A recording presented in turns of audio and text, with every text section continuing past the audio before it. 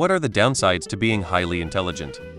Generally more pressury expectations to do something great with your life, lest your gift be wasted. You might feel you can't connect with anyone since everyone seems stupid to you. You might even develop a deep loathing for people as a result, which could result in further self-isolation. Loneliness.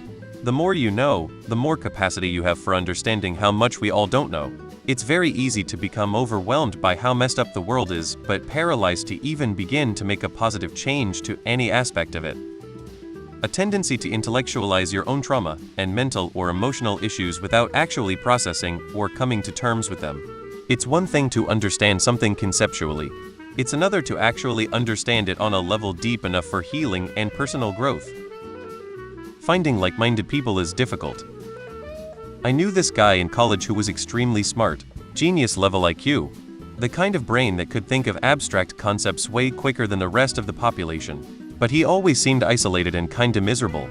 It seemed like normal social interactions didn't compute for him. He'd make these dry comments that went over everyone's heads, or he'd get hyper-focused on some random philosophical tangent nobody else cared about. People just didn't get him. He once told me the loneliness of being so intelligent was horrible at times. Having a mind that worked on another level meant he struggled to relate to others. He felt like an outsider, unable to dumb himself down enough to fit in. Living in a world ran by the stupid. The downsides include that the people close to you regularly disappoint you. I can see through lies of close friends and family, and I usually just pretend that I can't. Marvin was programmed to be the most intelligent android ever.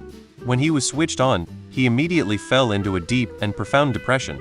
I often think about that H.T. Douglas Adams. High intelligence means you know the depth of despair in the detail of the world around you.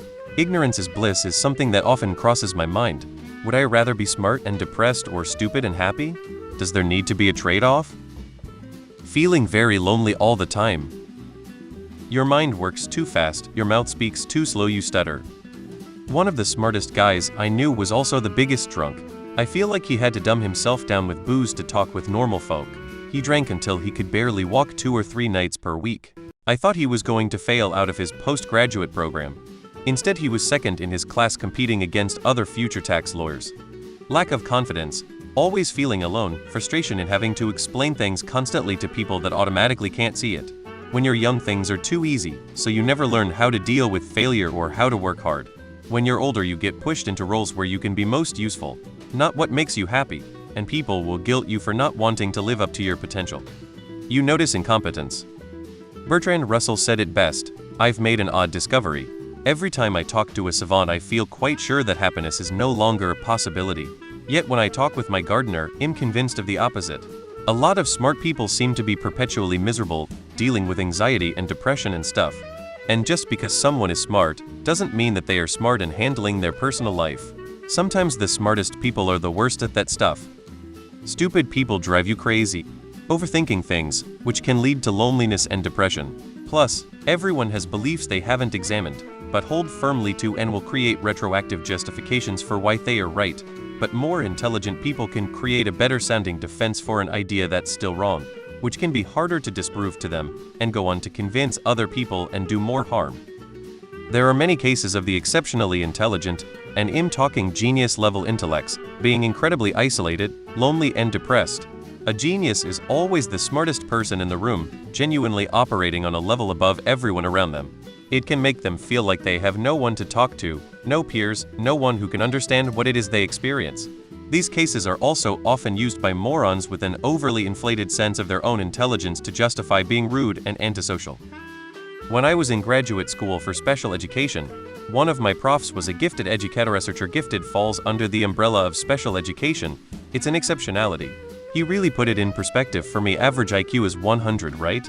If a student is 2 standard deviations below the mean, we put them in a special classroom, and 3 standard deviations below, we are looking at separate educational residential settings and really intensive supports. However, when a student is 2-3 SDs above the mean, we expect them to not only be normal, but be better than normal, when they are the same distance from normal as the kids with severe disabilities. That was a major aha for me. And to further answer your question, gifted kids have poorer post-school outcomes than those with normal IQs, higher rates of mental illness, dropping out of school, suicide, and substance abuse. Take care of your gifted kids. They need more support, not less.